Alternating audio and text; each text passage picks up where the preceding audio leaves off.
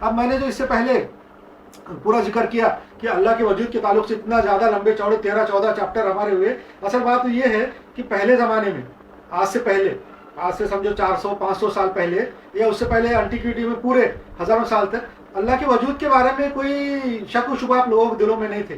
اللہ کے وجود کے بارے میں سب کنفرم تھے، یعنی سمجھے جیسی بات تھی، معلوم ہے سب کچھ ایسا. یہ نون فیکٹ تھا کہ جب جو انسان پیدا ہوتا تھا، جو قوم ہے، جو لوگ ہیں، جن ملکوں میں ہیں، اللہ کے وجود کے بارے میں بس وہ نون معاملہ رہتا تھا کہ بس ہے، اس کے بارے میں شکوک و شبہات نہیں تھے.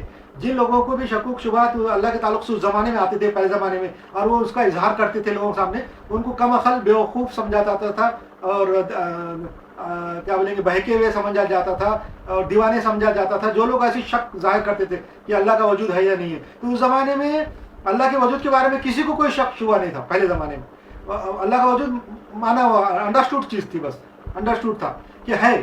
اور آج کے زمانے میں، مگر آج کے جدید دور میں سائنس سے اور جدید معلومات سے، منطق سے، لوگوں کی دماغ کھلنے کی وجہ سے لوگوں کے دلوں میں شکوک و شبہات پیدا ہو رہے ہیں، اور کفر الہاد، جس کو ایتھیزم بول رہا ہے، وہ بولتے ہیں، وہ پھیلتا جاتا. اسی لیے میں نے اتنا زیادہ 14 چیپٹر لگائے، 15 چیپٹر لگائے اس کے اندر.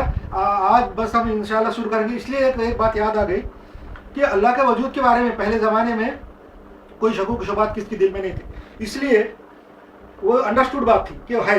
اس زمانے میں شکوک شبہات کوئی دل زبان پہ لاتا نہیں تھا، اور ہر ایک یہ سمجھتا تھا، جس آدمی کے دل میں بھی اگر کبھی شک و شبہ پیدا ہو جاتا تھا اللہ کے وجود کے تعلق سے، تو وہ خود اپنے آپ میں، اپنے دل میں سمجھتا تھا کہ شاید میرا دماغ خراب ہے.